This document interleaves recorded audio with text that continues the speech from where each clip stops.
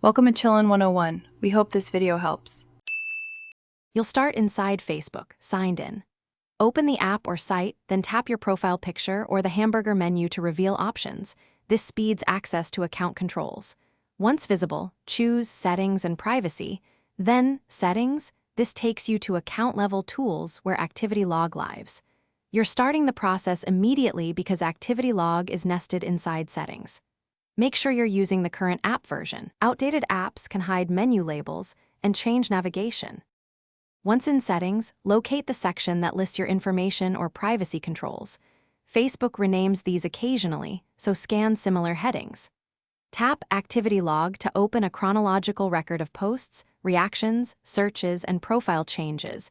This is where you audit your activity. To find items faster, use the Filter menu. Choose dates, categories like posts or comments, and content types. This focused approach saves time and prevents scrolling through unrelated entries. You can now review and act.